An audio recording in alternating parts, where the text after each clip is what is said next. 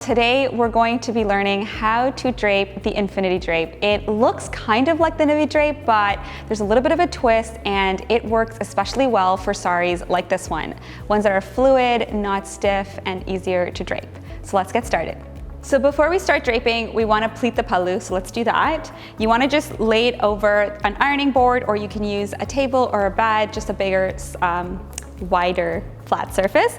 And let's start pleating. So you just want to take the width that you'd like and pull, and then make your first pleat.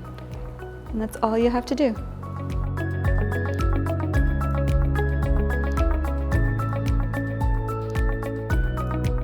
Okay, so once you have a few pleats and you're happy with them, you want to pin them together so you don't lose them, especially with a saree like this one where it's super slippery.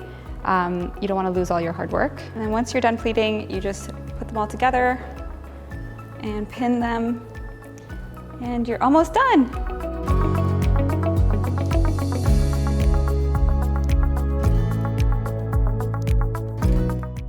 Okay, now that I've got my pallu pleated, let's start draping.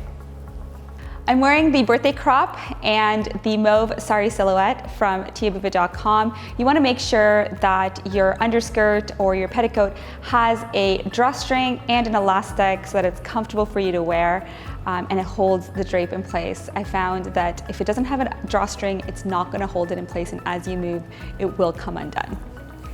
All right, so let's get started.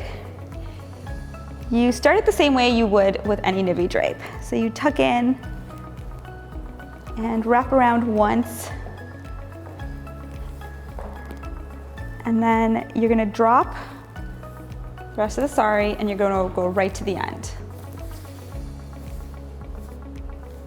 And you're going to bring it around your left hand and you're just going to drop it in front like this. So bring it down like that. I would say the length of your body is a pretty good length for what we're going to do. And start pleating. You can check out my video on how I pleat and take these pleats. It's super easy and super quick once you get the hang of it. Okay, so you want to pleat until you have a little bit of fabric hanging here. You don't want it to be too tight, and you're going to see why in a second. So I feel like this is a good amount of fabric to work with. And then what I'm going to do is stagger these pleats and take the pin from my pallu and pin these together. I still have the one pin that I had at the top of the shoulder, so worry not, my pleats are still intact. And I'm just going to tuck this in. Actually, because I don't have much to tuck in, what I'm going to do is I'm just going to pin the pleats to the skirt.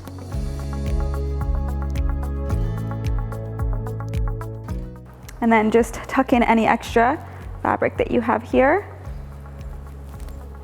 And then we're good to go. So then this part, what you're going to do, so I brought it over my shoulder like this.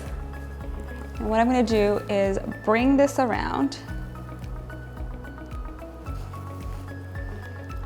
and do a couple of pleats here. So just to give you that again. So you're going to take this from the shoulder pleats, bring it around, bring it over this little space that we've made here, and pleat this. And the reason this is called the infinity drape is because you don't know where the saree ends and where it begins. It gives that beautiful, never-ending look to that pallu. And then what I'll do is unpin these and then just pin them all together here. And that's it. You can add a belt, but I think it looks great on its own.